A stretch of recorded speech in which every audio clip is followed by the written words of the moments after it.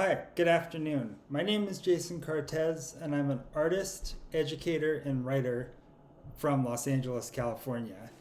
Um, my work usually takes form in book form, in writing and drawing.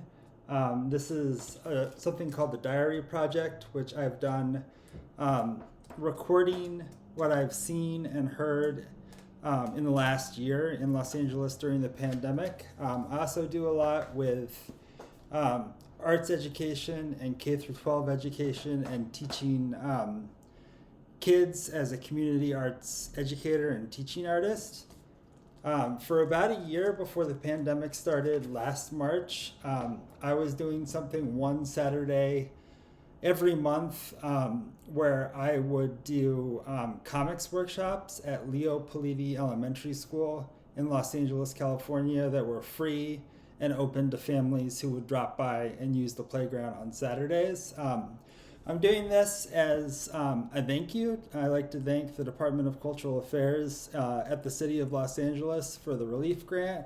And I thought it would be appropriate to just go ahead and record myself doing the lessons that I would be doing normally in person virtually, and just put them out there for people. So I primarily work in hand tools. I'll use computer stuff very minimally, and we'll use like InDesign for publishing, but everything I do starts out with paper and pencil and ink, and then I'll do like gouache color too. So this is like a Runyon Canyon electrical pole with some caution fence and some wood. This is a silhouette of Homer Simpson screaming. I think I did this right when the pandemic started, like stress. So the stuff that I'm about to do is family friendly. I'd say it's probably 6th grade through 12th grade, although younger kids and students are welcome to try this stuff. Parents, if you're around for this, I encourage you to participate yourself and take part. Just don't micromanage what's going on. And if they're young kids, just kind of let whatever's happening happen. Until recently, I was in a situation where I was present with kids who were distance learning for LAUSD. And, you know, my biggest observation from that as an arts educator and someone who feels strongly about education is virtual learning is taking everything and basically framing it within the perspective of a computer screen. So it's taking every experience in education that could be had that is often different, like physical, verbal, listening to something, learning by doing, learning by moving, and it's flattening it into the same experience. So with this stuff, I'm going to kind of give prompts and show you what to do.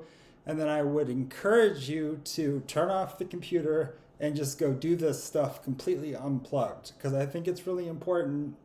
And I'm also noticing an incredible learning curve in young kids with using Zoom and distance learning. I personally don't think that like young kids 1st grade age should be using computers for education at all. I think there should be another way. And I'm also noticing a lot of learning that's happening with cell phones like present with the computer during the lesson. And so for this stuff, just lose the cell phone, listen to what I'm saying and get the materials, and then go try it. I also think it's important, especially with the times that we're in, to just give yourself a chance to play around, especially with stuff that might be, written by hand or drawn by hand, and get out of using technology. I'll talk about technology another time. So for the first lesson, the first thing you're going to need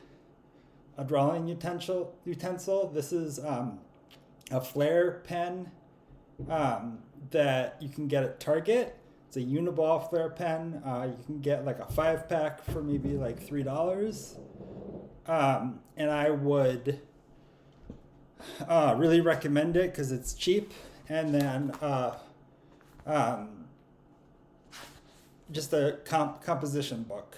So I'm going to show you how to do a daily diary entry.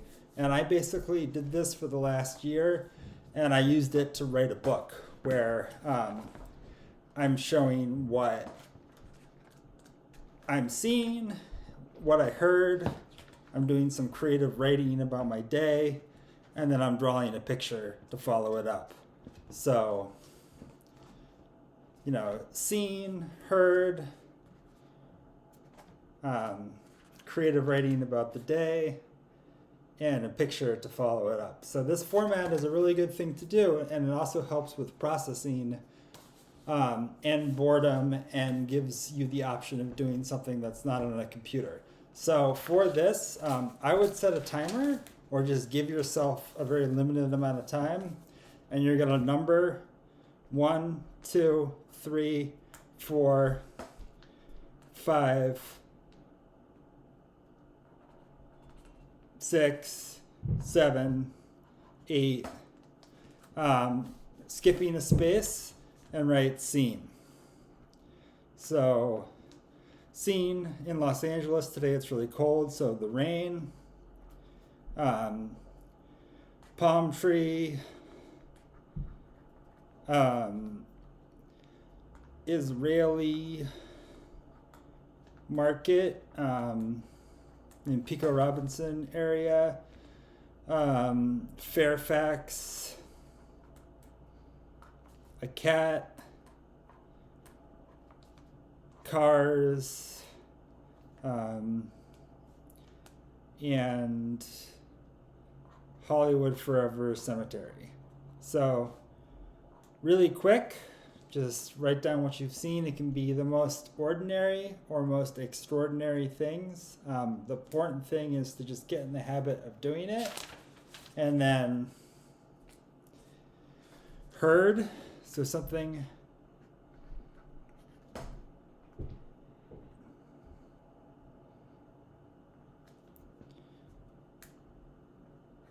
so I heard a couple speaking Hebrew. So that's a description of something I heard. And then I also heard literally, like, hi, how are you guys? So imagine that in like a Southern California, like, voice. And then, so once you've written what you've heard, go ahead and set a timer for 5 minutes and look at what you saw and write for 5 minutes about anything you did today. So you can start with the first person. So I am driving through West Hollywood to go get pita and hummus at Pico Robertson. It's really cold. So just write whatever for 5 minutes. You get the idea, just describing what you did.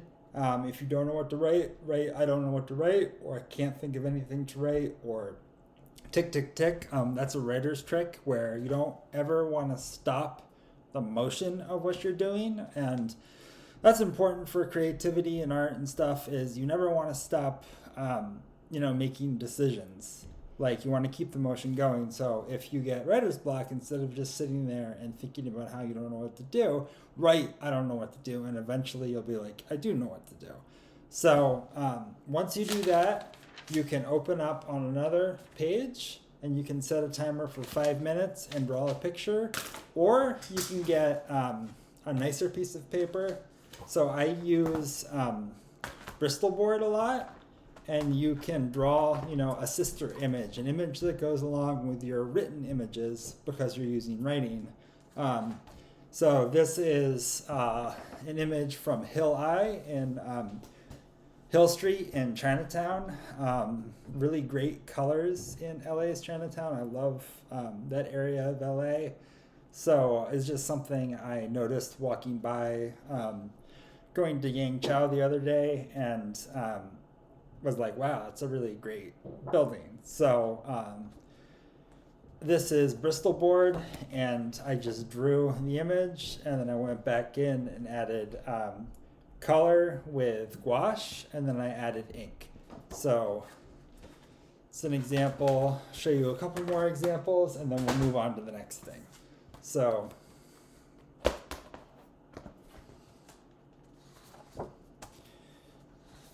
here's some examples of inking.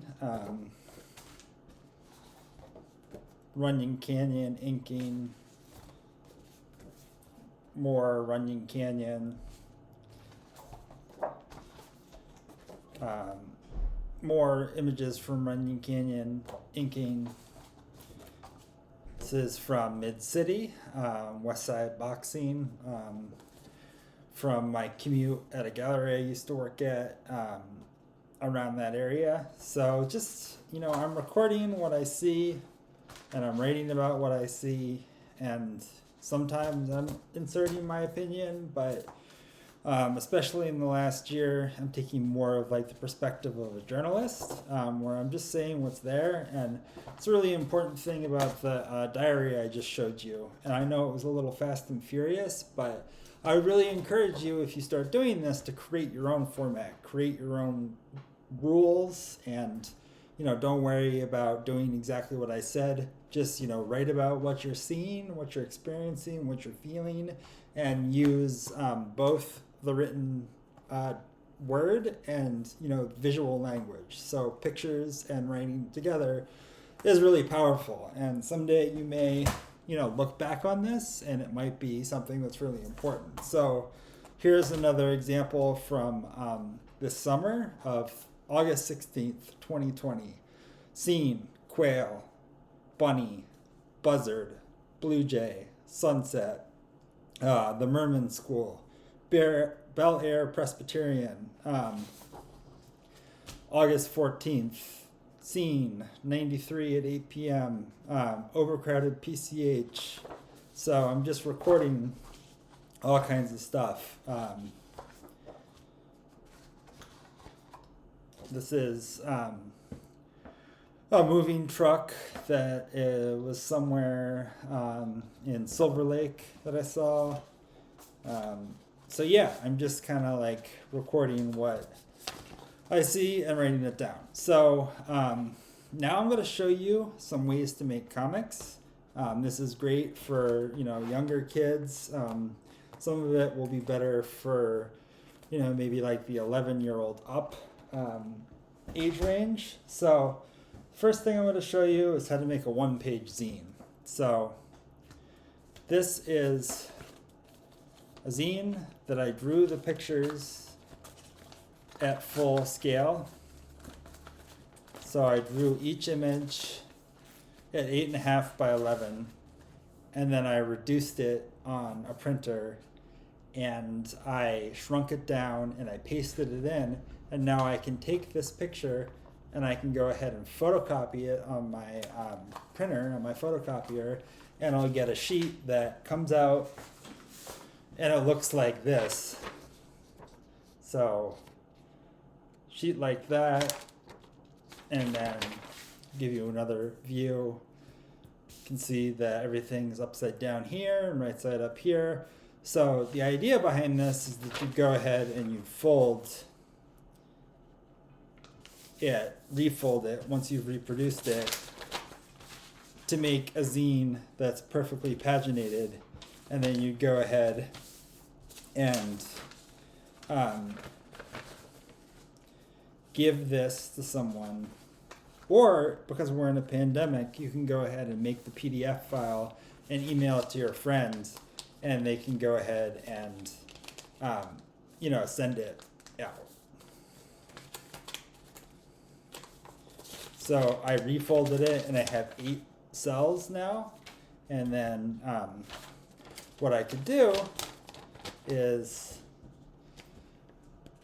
gotta cut from the center closed area to the middle like this, and then use it to fold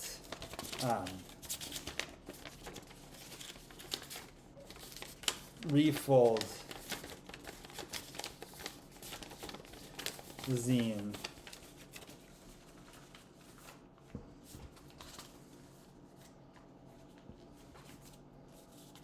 Like that. And if you do it right, it'll come out in the right order, and like that. So that's the cover, and then you can give it to your friends. So what you'll need is an 8.5 by 11 piece of paper, scissors, and either a pen or something known as a bone folder. And I'm going to show you how to do the 1-page zine first, and then you're going to go ahead and draw in your comic.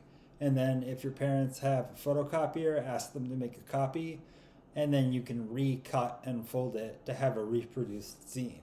So this is widescreen TV, and this is refrigerator, widescreen TV, refrigerator. So go ahead and take your 8.5 by 11 piece of paper, widescreen TV, and fold edge to edge. So when you're folding stuff, make sure that the corners match up. And when you crease something, start by creeping up on it and gently making the crease, and then commit. And then use your bone folder or pen to crease that nice and good. So like that. So go ahead and widescreen TV again and fold. So I'm using thick cardstock on this, which you don't have to do because you're reproducing this. So it doesn't matter. This is not the final product. So you can just use printer paper and it'll be totally fine. So I'm going to crease that using a pen or a bone folder, and then widescreen TV again, fold it one more time. Really take your time with this and make sure that you are really getting everything accurate, because you'll pay for it later when you try and refold your zine if it's not pretty even. So I'm going to crease it again.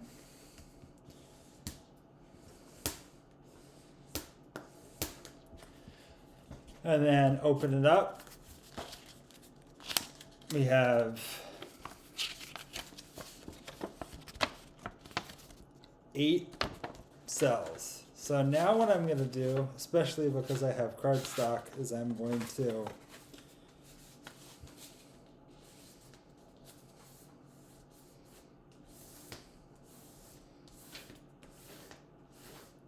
go ahead and refold each fold over and over again so it's nice and crisp.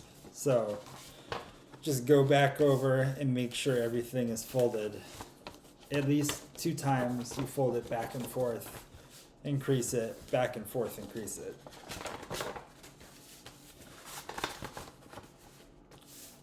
So I'm just folding everything again, making sure that I'm really committing to those creases, and it's going to be nice and crisp. And then once you have that, go ahead and take your paper and hold it widescreen TV and fold it edge to edge, and then find the closed end. So this is the open end, this is the closed end, and cut 1 cell length. So cutting the closed end just to the middle. And so it looks like that. And then I'm gonna take it and fold my ends like this, and I'll pull the top part to the right and the bottom part to the left, and then fold back over, and then fold over like that. And so now this is the cover, this is the inside cover, page 1, page 2, page 3, page 4, page 5, or inside back cover and back cover. You can even write the page numbers, and then you're going to make a book. So you're going to have, a cover, a title, and then you can draw your comic at this size. And then if you just draw, right in here. So just do something real quick,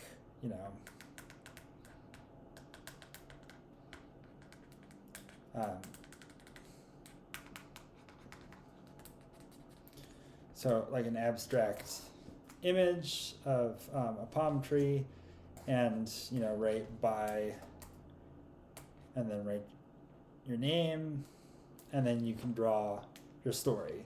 And if you do it directly in at this size on the paper, then you're good to go. And then you can open it up and go ahead and photocopy it on a printer, and you'll get an unfolded sheet, and then you'll refold it and cut it, and then there's your zine. You can reproduce it an endless amount of times. Or the other option is you can draw your image at 100% on 8.5 by 11 piece of paper, and then take it to your family printer and in your home and reduce it by 75%, and that's going to give you this, which is half of an 8.5 by 11. And then you're going to take this and reduce it. You're going to have to play around. It might be 75 or it might be 63, but you want to reduce it until you get an image that fits perfectly into this square, and then you would cut out each images and paste them back in to the cells. So I actually did that here, and so I've taped that in, you can see, and this is actually on comics paper, so it's on thicker stock paper, and it looks really nice. You want to always make your copies from the original. You don't want to make a copy of a copy or a copy of a copy of a copy, because every time you do that, you're going to lose quality of the image. So always use your original to make a copy. If you were making, a book or a comic on like industrial photocopier, you would do it right from the originals most likely to get the best quality. So, there's a lot of ways to put books together and make books. I'm just going to show you, a little quick lesson in pagination in comics, and then I'll show you a long-arm stapler, which is used for like saddle stitch, basically for binding comic books. So this is a book that I made by putting it into InDesign and doing all the design work there. There's another way that you can paginate and organize books by taking pieces of paper and folding it over like your comic.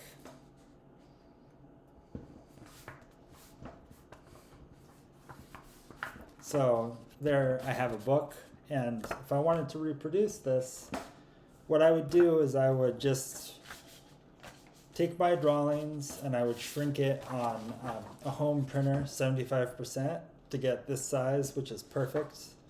And then I'd go ahead and I'll just do it right now, cut it out.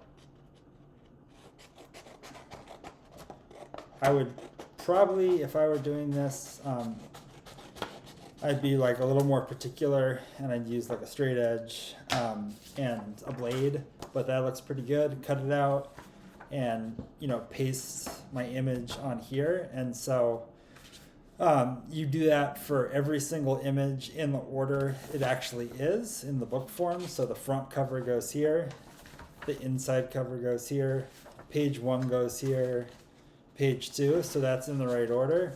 And then when you photograph or when you reproduce stuff, you take your book, open it up, put its spine up, flip it over, and keep